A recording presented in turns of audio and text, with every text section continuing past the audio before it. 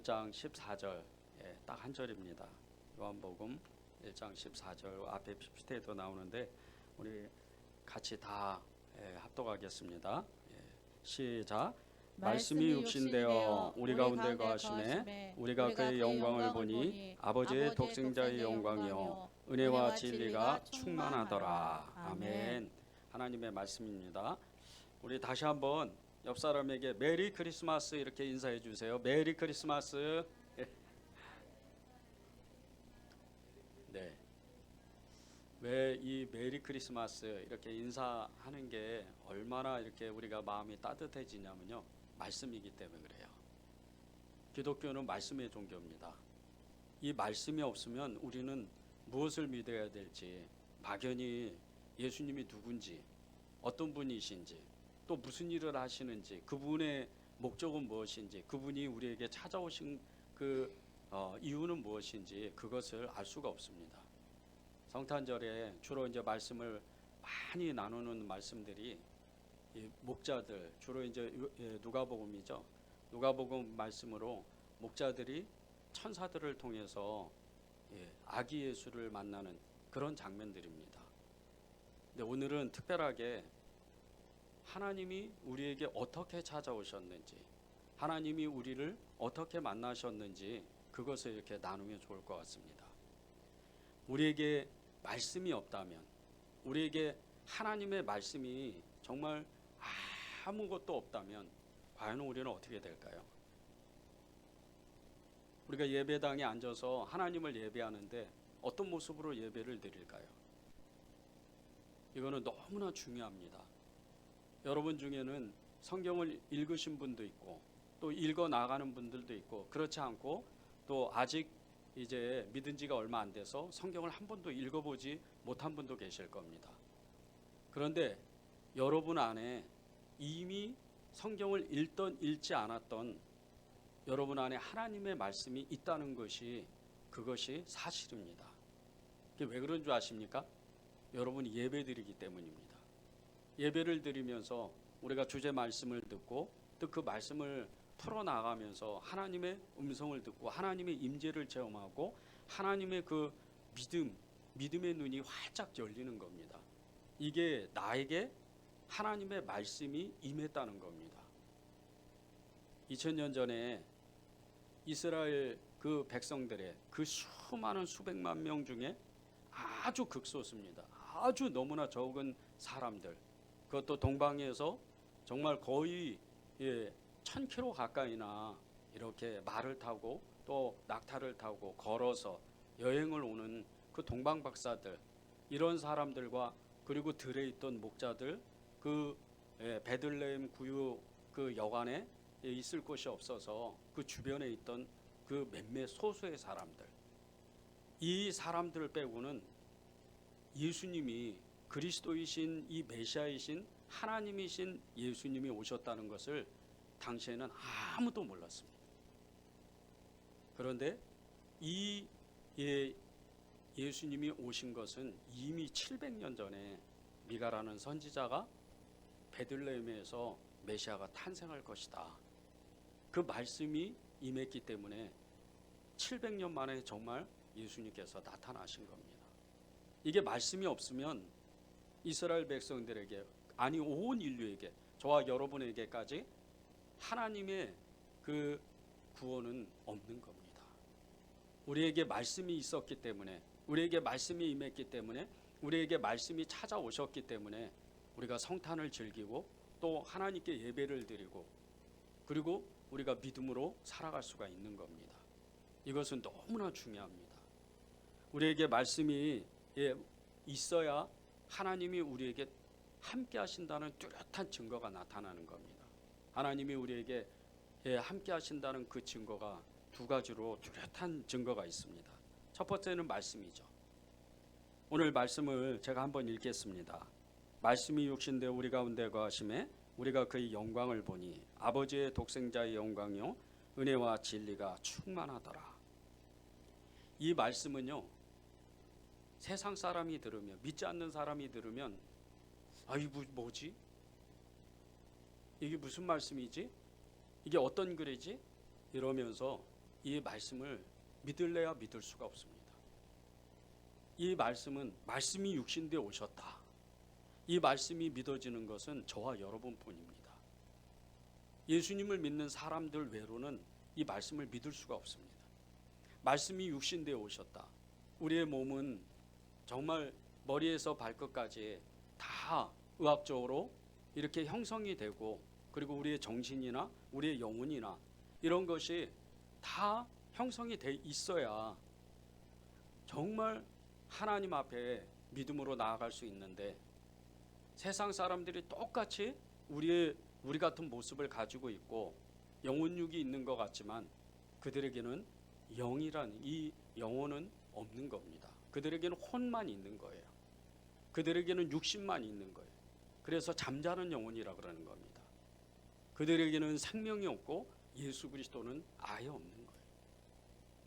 그들은 이 땅에서 잠자는 영으로 살다가 어디로 와서 어디로 갈지 알지 못하는 그런 삶을 살다가 그냥 덧없이 돈만 벌다가 명예를 얻다가 세상 가운데에서 그냥 살다가 하나님과 전혀 반대되는 지옥불로 떨어지는 거죠.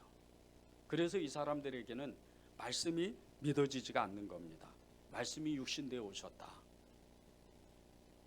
이 말씀이 육신되어 오셨다는 것은, 이것을 믿어지는 것은 정말 놀라운 영적인 은혜입니다. 말씀이 어떻게 육신되어서 오시겠어요? 말씀이 어떻게 사람이 되겠어요? 그런데 이게 실제라는 겁니다. 요한복음 1장 1절에 보면 태초에 하나님과 함께 그 말씀이 같이 계셨다 그랬습니다. 그런데 이 말씀이 창세기 1장으로 가보면 이 말씀이 세상을 창조하셨다 그럽니다. 그리고 오늘 14절에서 말씀이 육신되어서 이 땅에 오셨다. 미가 선지자가 또 이사야가 수많은 선지자들이 이제 너희들에게 그리스도 메시아가 하나님이 오실 것이다, 그렇게 선포하고 예언했을 때 많은 사람들이 그것을 믿는 사람도 있고 믿지 않는 사람들도 있고 그렇게 수백 년을 지나간 겁니다. 그런데 마지막에 예수님이 탄생하셨을 때 그것을 믿는 사람은 아주 적은 사람들이었다는 거예요. 말씀이 육신되어 오셨다. 이것은 베드로가 고백한 것과 같이 주는 그리스도시요 하나님의 아들이시니이다. 정말 영이 확 열리니까, 영적인 눈이 확 열리니까 주님은 그리스도십니다. 주님은 하나님의 아들이셨습니다. 이렇게 자기도 모르게 고백하는 것과 같이 믿음의 눈이 활짝 열려서 베드로가 고백한 겁니다. 똑같이 우리도 이 말씀이 지금 내가 믿어진다면 여러분은 이 성탄절에 가장 기쁜 사람들이 되는 겁니다. 돈이 많아서, 환경이 좋아서, 여러분이 큰 명예를 가지고 있어서, 가진 것이 많아서 그래서 성탄절이 즐거운 게 아닙니다. 세상 사람들은 이 성탄절을 연휴를 통해서 어디를 여행을 가고 그리고 좋은 음식을 먹고 좋은 사람들과 만나서 즐겁게 보냅니다. 그래서 그게 기쁨인 줄 알아요. 그런데 그것은 진정한 기쁨이 아닙니다. 하나님이 진정한 기쁨을 주시는 것은 저와 여러분뿐이에요. 믿는 사람들뿐입니다. 말씀이 믿어지니까 주님이 나에게 임하셨구나. 나는 살아있는 사람이고 나는 이 성탄절에 예수님이 주인이신 것 같이 나는 그 주인과 함께 있는 사람이구나. 그것 때문에 기쁜 겁니다. 우리가 왜 성탄절에 기쁨을 누리고 정말 말할 수도 없는 그 하나님의 기적과 이적과 표적, 그 모든 것을 우리가 정말 기대하는 마음을 가질 수 있는 것은 그 말씀이 믿어졌기 때문입니다. 말씀이 육신되어 오셨다. 이 말씀이 육신되어 오셨다는 것은 이것을 한번 믿기 시작을 하면 우리에게는 영적인 알 수 없는 힘이 우리 안에 이제 계속해서 솟아나기 시작을 하는 겁니다. 요한복음 8장 25절에 보면 나는 처음부터 너희에게 말하여 온 자라고 말씀하시고, 또 마태복음 28장 20절에 보면 내가 세상 끝날까지 너희와 항상 함께 있겠다고 말씀하시고, 마가복음 16장 20절에는 제자들이 나가 두루 전파할새 주께서 함께 역사하사 그 따르는 표적으로 말씀을 확실히 증거한다는 말씀을 하셨습니다. 처음부터 말씀하신 그 예수님, 처음부터 모든 믿는 사람들에게 말씀하셨던 그 예언의 하나님, 이 말씀하신 예수님께서 처음부터 말씀하셨다는 거예요. 그런데 이것이 우리는 믿어진다는 거예요. 성경이 있기 때문에, 말씀이 있기 때문에 그것이 믿어진다는 겁니다. 그리고 그 믿음으로 말미암아서 하나님이 세상 끝날과 같이, 아니 천국과 같이 천국 갈 때까지 나와 함께 계신다는 거예요. 이거면 끝난 겁니다. 이 믿음을 가진 사람은, 말씀이 육신되어 오신 예수 그리스도를 믿는 사람은 무엇이든지 하는 사람입니다. 말하는 대로 이루어지는 사람이요, 그리고 그가 기뻐하면, 그가 즐거워하면 그 기쁨이, 희락의 영이 그에게 임하는 겁니다. 우리는 여지껏 마귀에게 속았어요. 마귀가 계속 우울한 마음을 주고, 마귀가 환경을 어렵게 하면 계속해서 낙심하고 좌절하고, 끊임없이 나는 안 되나 봐, 나는 돈을 벌 수가 없고, 나는 성공할 수도 없고, 나는 아무리 노력해도 아무것도 안 되나 봐. 그렇게 마귀의 그 유혹에, 마귀의 속임수에 계속해서 좌절합니다. 그런데 이 예수님을 한 번 믿은 사람은요, 하나님의 모든 능력이 다 임한 사람입니다. 성경에는요, 하나님의 말씀에는 예수님을 영접하는 그 순간서부터 하나님의 모든 역사, 하늘에 있는 모든 것이 그 뜻이 이루어지는 사람입니다. 마귀가 그동안 우리를 속인 거예요. 왜 성탄절에 우리가 다른 사람을 도와주고 왜 기쁨을 얻어요?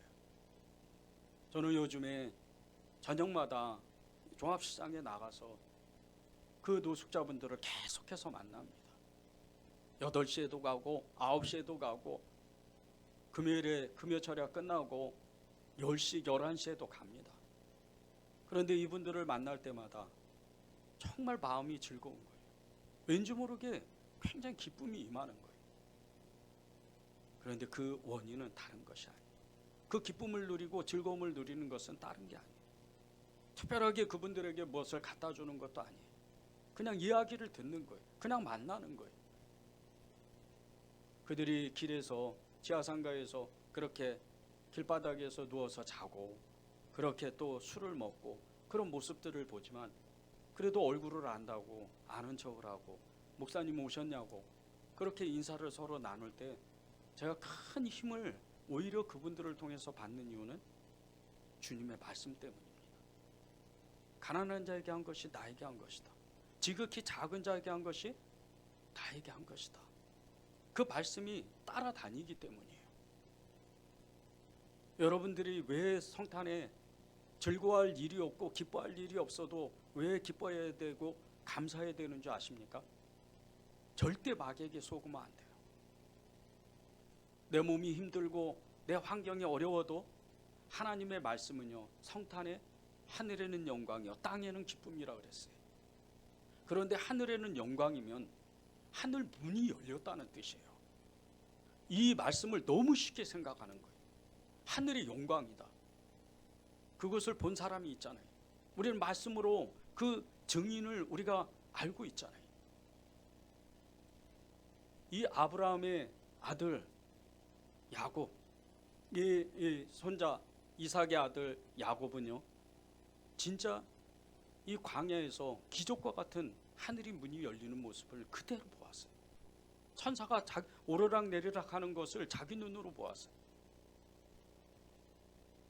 그런 기적을 체험한 사람이 야곱입니다. 그런데 우리는 어떻죠?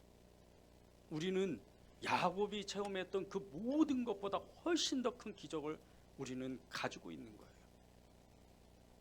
우리가 믿음이 없으니까 이걸 취하지 못하는 거예요. 우리가 믿음이 없으니까 이것을 가지질 못하는 거예요. 성탄에요, 여러분의 손을 이 손을 그냥 펼치기만 해보세요. 아무도 얼굴도 모르고 이름도 모르고 그 사람이 어디에 사는지, 무엇을 하는지, 어떤 형편에 처했는지 아무것도 모르는데 우리가 내거리에 나가서 지하철에 가서 작은 손을 한번 내밀어 보세요. 그 손에 5,000원짜리, 1,000원짜리, 거기에 더하면 10,000원짜리를 내려보세요. 그 기쁨은 말할 수가 없어요. 여러분 안에 하나님의 말씀이 있기 때문이에요. 그 기쁨은 여러분 안에 있는 그 성령님으로 계속해서 일어나는 거예요. 처음부터 말하여온 나였다. 그리고 그분이 세상 끝날과 같이 끝날 때까지 내가 너와 함께 영원히 있겠다. 그리고 네가 가는 곳에, 네가 말하는 곳에, 네가 행동하는 곳에 내가 반드시 말씀의 표적을 내가 주겠다. 이 마가복음 16장에는요 믿는 자의 표적이 나옵니다. 18절에서 20절에 계속 나와요. 근데 믿는 자들에게는 귀신을 쫓아내며 뱀을 집어 올리며 무슨 독을 마실지라도 해를 받지 않으며 병든 사람에게 손을 얹은 즉 나으리라. 이 말씀이 실제적이라는 거예요. 어떤 신유의 은사를 받고 능력을 받고 은사가 쏟아지는 이런 사람들만 행하는 게 아니에요. 여러분이 기도하면, 여러분이 그 섬기면 그 사람이 살아나는 거예요. 죽은 자를 일으키는 것보다 더 큰 기적이 어떤 기적인 줄 아십니까?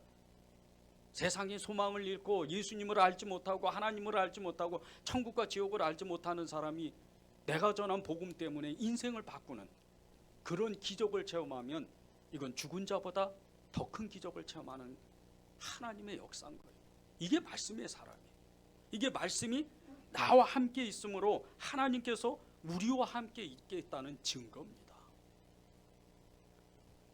많은 사람들이요 세상의 풍파와 폭풍 가운데에서 절절매요. 힘들어서 무서워서 어찌할 바를 알지 못해요. 그런데 주님은 그때마다 말씀하셔요. 제자들에게 말씀하시는 게 아니에요. 주님은 지금도 이 벽을 뚫고 기적과 같이 제자들에게 임한 것 같이 그냥 임하실 수도 있어요. 그런데 우리의 믿음이 연약하니까 주님은 그렇게 못 나타나시는 거예요. 그런데 그때 주님이 제자들에게 말씀하셨잖아요. 정말 하나님의 역사가 그 말씀 가운데 다 들어있는 거예요. 폭풍우 가운데도 제자들을 찾아오셔서 주님은 말씀하셔요. 내니 두려워 말라. 무엇이 두려워요? 무엇이 걱정되고 무엇이 낙심되겠습니까? 말씀이 있다면. 하나님의 말씀을 가지고 기적을 만든 사람이 있어요. 한국전쟁이 한참이었던 1950년 12월 23일이었습니다. 한경남도 흥남부두에 미국 화물선 빅토리오가 맨 마지막으로 이 수많은 피난민들을 저 남쪽으로 거제도로 수송을 했습니다. 그것도 무려 14,000명이나 그 배에 가득 싣고 출발을 했어요. 그런데 이 배는 사람을 실어 나르는 배가 아니에요. 화물선이에요. 그래서 그 배 밑에는 곳곳에 이렇게 다 사방이 막혀 있고 거기에 기름이 가득 채워져 있던 그런 배였어요. 이 배를 다 비워서 거기에 차곡차곡 층층마다 사람을 실었어요.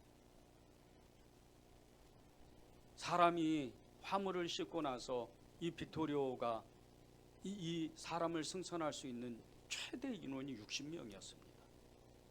그런데 무려 14,000명이나 싣고 이 흥남부두를 떠난 거예요. 이런 기적을 만든 분이 이 빅토리오의 선장이었던 레너드 나루라는 사람이에요. 미국 사람입니다.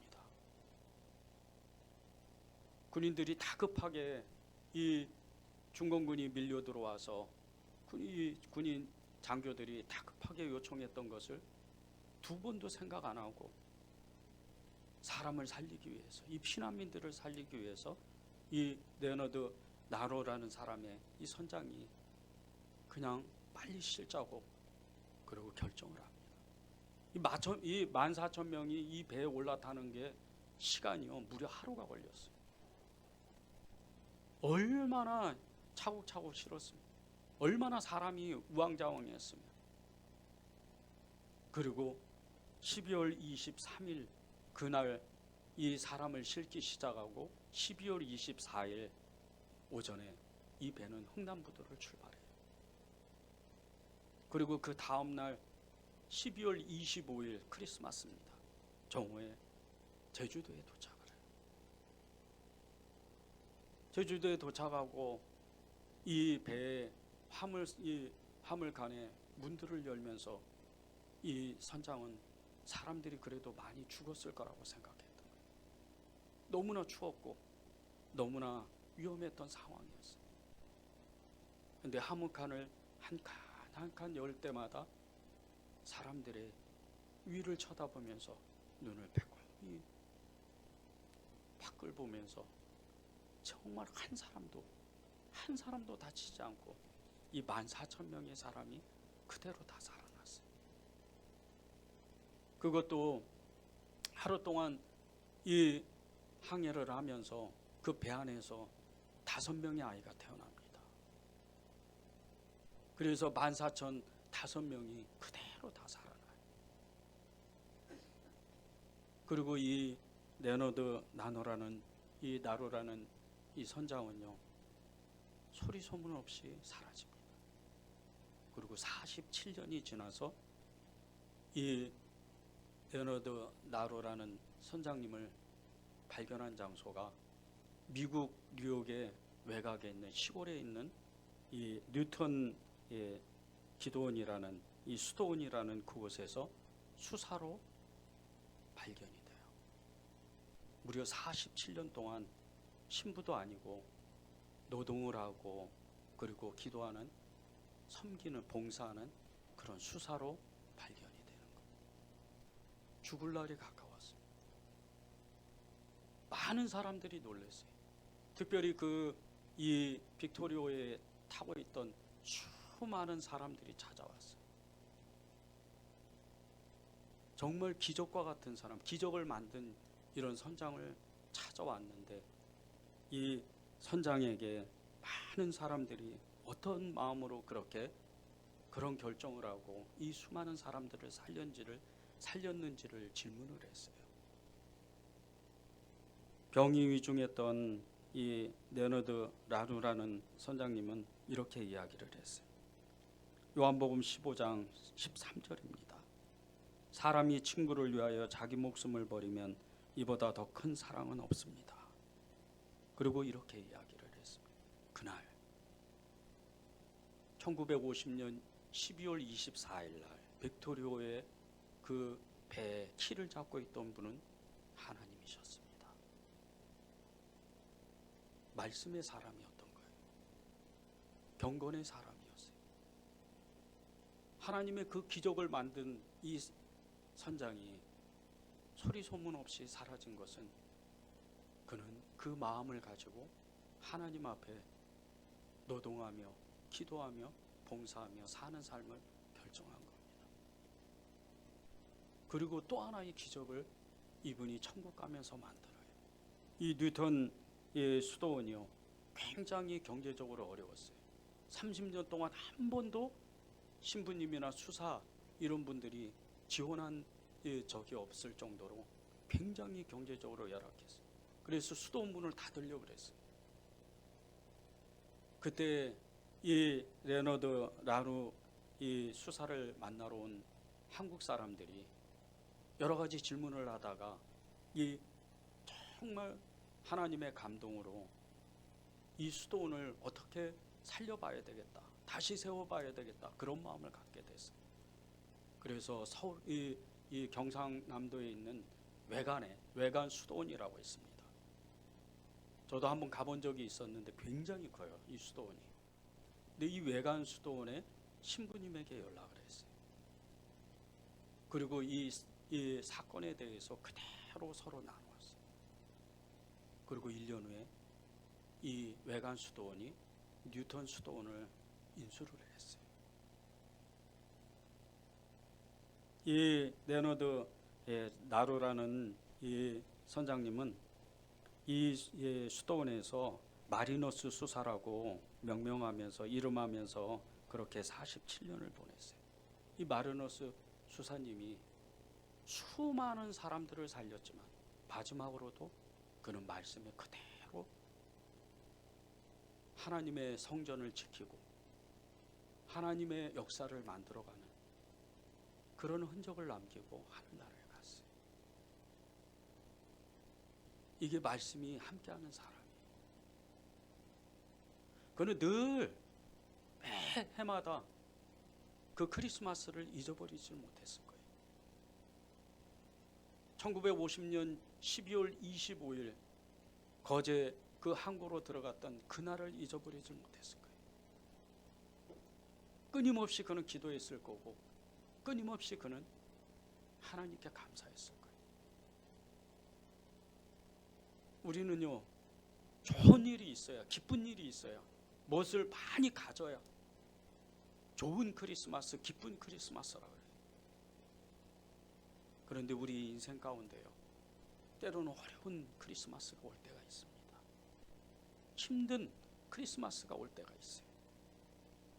그때 우리가 잊지 말아야 되는 게 있어요. 말씀을 붙잡는 거예요. 그 말씀만 붙잡으면 하나님은 우리와 함께 하시는 거예요. 어렵지가 않아요. 하나님이 우리와 함께 하시는 증거가 또 하나가 있습니다. 우리의 모든 삶에 하나님의 말씀을 따라가는 축복을 주셨다는 거예요. 하나님의 말씀이 우리를 따라온다는 거예요. 이끌기도 하시고 또 우리의 뒤에서 우리의 등을 밀어주시기도 한다는 거예요. 미가 5장 2절을 읽겠습니다. 베들레헴 에브라다야, 너는 유다 족속 중에 작을지라도 이스라엘을 다스릴 자가 내게로 나올 것이라.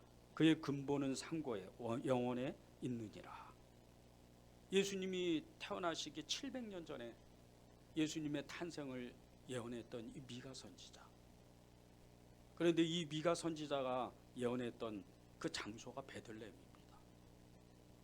이 베들레헴은요, 지금이야 우리가 이렇게 믿는 사람들 안에서는 정말 성지 중에 성지주고, 그리고 너무나 정말 잊어버릴 수 없는 그런 도시지만, 예수님 탄생 그때는, 예수님이 오셨던 그때는요, 이 베들레헴은 우리로 말하면 진짜 지명도 잘 불러보지도 못한 아주 시골 마을이에요. 예수님이 왜 이 베들레헴에서 태어나셨나? 예루살렘도 아니고 수도 예루살렘에서 태어나시면 좋잖아요. 그런데 왜 그렇게 시골 가운데 아주 이름도 잘 기억하지도 못하는, 사람들이 잘 찾아가지도 않는 왜 베들레헴에서 태어나셨을까? 저와 여러분 때문이에요. 하나님이요, 부자들, 유명한 사람들, 이런 사람들에게만 찾아오셨다면 그건 하나님이 아니세요. 하나님이 어디로 오셨어요? 베들레헴, 그것도 있을 곳이 없어서, 여관이 없어서 말구유 그 안에서 태어나셨어요. 가장 너무나도 천하고 너무나도 낮은 장소에서 태어나셨어요. 이것을 우리가 붙잡아야 돼요. 이것을 우리가 믿어야 돼요. 내가 지금 가장 힘들고 가장 내가 정말 너무나도 쓸쓸하고 외롭고 왜 나만 이렇게 힘들까? 그곳에, 그 마음 가운데 주님 오셨다는 거예요. 일부러 오신 거예요. 그냥 어쩌다 오신 게 아닙니다. 일부러 오신 거예요. 주님은 나를 구원하시기 위해서 일부러 나에게 찾아오신 거예요. 가장 천한 그 말구이통 같은 내 마음 가운데 오셨다는 거예요. 이 베들레헴의 영적 의미는요, 우리가 아무리 힘들고 아무리 외로워도 주님은 거기 계신다는 거예요. 그걸 잊으면 안 돼요. 미가는 이 예언 한 번으로 성경에 기록된 사람입니다. 그런데 저와 여러분이 어떤 사람들이에요? 우리는 말씀을 가진 사람들이, 우리는 말씀이 믿어지는 사람들이란 말입니다. 그러면 우리는 미가보다 훨씬 더 큰 은혜를 받은 사람들이에요.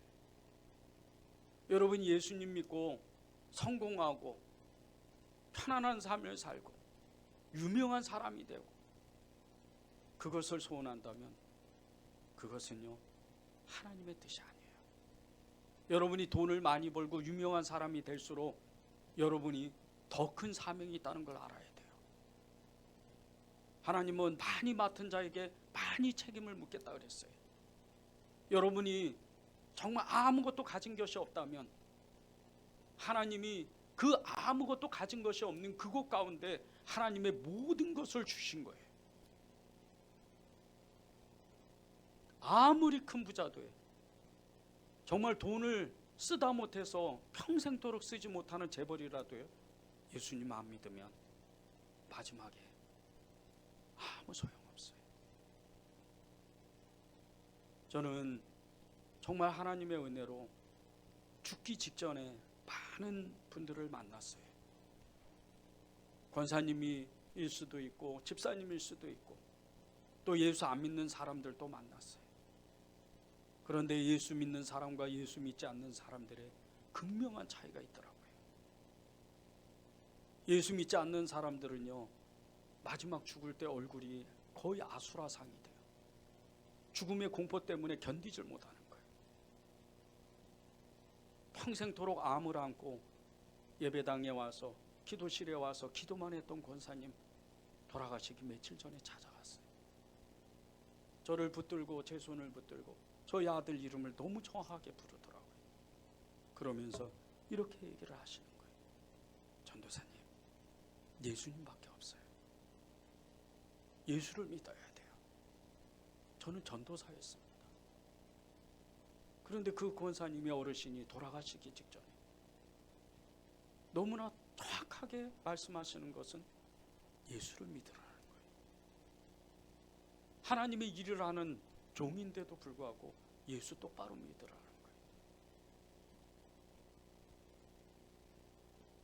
여러분요, 이 미가 선지자와 같이 예언했던 것과 같이 정말 여러분의 마음이 베들레헴과 같이 너무나도 정말 어려운 환경에 어려운 처지에 있다면요, 하나님은 이제부터 나와 함께 하시는, 나와 영원히 함께 하시는 그 은혜를 주실 것이다. 그것을 믿어야 돼요. 이 미가 선지자가 세상에서 정말 하나님의 그 예언적인 말씀, 메시아가 탄생할 것이다, 그리스도가 올 것이다, 그렇게 계속해서 외쳤지만 그것을 듣는 사람은 아무도 없었어요. 그냥 미가 선지자 혼자 외친 거예요. 그것이 믿어지는 사람은 거의 없었어요. 그의 주변에 있던 사람들도 이 미가 선지자가 이제 베들레헴에서 그리스도가 탄생할 것이다, 예수님은 반드시 오실 것이다, 그렇게 외쳤지만 믿는 사람이 없었어요. 우리가 미가 선지자, 우리에게 미가 선지자가 와서 주님은 다시 오실 것입니다, 계시록에 말씀하셨죠. 반드시 다시 오신다 그랬어요. 그런데 그것이 정말 말씀이 없다면, 우리가 믿음이 없다면 믿어지지 않는다는 거예요. 여러분이 왜 기뻐하고 왜 이 성탄절에 아무것도 가진 것도 없고 아무것도 되어지는 것도 없고 아무것도 이룬 것은 없지만 기뻐해야 되는 이유는 하나님의 말씀 때문이에요. 오늘도 이 미가 선지자를 통해서 수많은 이 성경의 예언자들을 통해서 오늘도 여러분에게 주님은 말씀하셔요. 말씀이 계속 말씀하시는 거예요. 세상 끝날 것 같이, 아니 천국에 그날 가는 그날까지 영원한 영생의 삶을 내가 너에게 줄 것이다. 그것 때문에 우리가 성탄을 기뻐하는 거예요. 그것 때문에 우리가 이 성탄에 가난한 사람들을 찾아다니는 거예요.